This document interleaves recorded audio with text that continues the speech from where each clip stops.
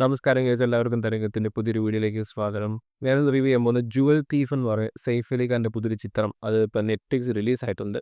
സിനിമയെക്കുറിച്ച് പറഞ്ഞു കഴിഞ്ഞാൽ ഇത് ഭയങ്കര ഒരുപാട് മണ്ടത്തരങ്ങൾ നിറഞ്ഞ് ഒരുപാട് ലോജിക്കലി ഭയങ്കരധികം പ്രശ്നമുള്ള ഒരു ഒരു വല്ലാത്ത രീതിയിലുള്ളൊരു ഡമ്പായിട്ടുള്ളൊരു പടമാണ്.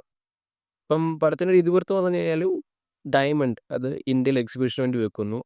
അത് മോഷ്ടിക്കണം. അത് മോഷ്ടിക്കാൻ വേണ്ടിയിട്ട് ജയദീപ് അലാവത്ത് നമ്മുടെ സെയ്ഫ് അലി ഖാനെ ഇന്ത്യയിലോട്ട് കൊണ്ടുവരികയും അതിനുശേഷം ഉണ്ടാകുന്ന അയാളുടെ മോഷണ ശ്രമങ്ങളും പിന്നെ അതിനെ പിടിക്കാൻ വേണ്ടി നടക്കുന്ന ഒരു പൊട്ടനായ ഒരു പോലീസുകാരൻ്റെ കഥയാണ് ഈ സിനിമ പറയുന്നത്. അപ്പോൾ എനിക്കിത് മനസ്സിലാകാത്തത് ആ പോലീസുകാരന് എങ്ങനെയാണ് ഇത്ര വലിയൊരു മണ്ടനായി പോയത് എന്നുള്ളതാണ്.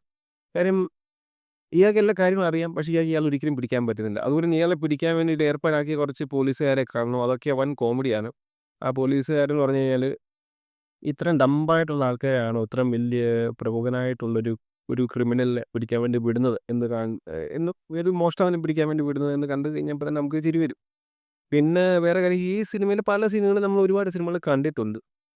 പക്ഷേ ഇവരൊരു കോപ്പി അടിക്കുകയാണ് സീനുകളെങ്കിൽ തന്നെ അതിനൊക്കെ ഒരു ലോജിക്ക് ഉണ്ട്. ലോജിക്ക് എന്ന് പറയുന്ന സാധനം ഏഴായാലും ഇതൂടെ കൂടില്ല. ഇടയ്ക്കൊക്കെ നമുക്ക് ബോറടിക്കും. പിന്നെ ഇതിലത് ഇടയ്ക്ക് ഇയാളുടെ ഫ്ലാഷ് ബാക്ക് കാണിക്കും.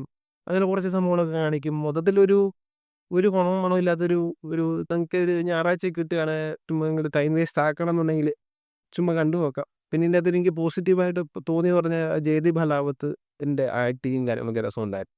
സൈഫ് അലി ഖാനും കുഴപ്പമില്ല.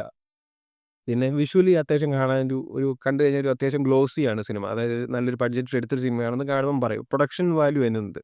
ആ ഒരു കാര്യം എനിക്ക് തോന്നി. അല്ലാത്ത പക്ഷം നോക്കിക്കഴിഞ്ഞാൽ ഭയങ്കര എന്താ പറയുക ഒരു പൊട്ടത്തരം കാണിക്കുന്ന ഒരു മണ്ടൻ സിനിമയായിട്ടാണ് എനിക്ക് തോന്നിയത് ഈ സിനിമയെക്കുറിച്ചിട്ട്. എനിക്ക് ടൈം വേസ്റ്റ് ചെയ്യാവുന്നെങ്കിൽ തീർച്ചയായിട്ടും കണ്ടു നോക്കാം.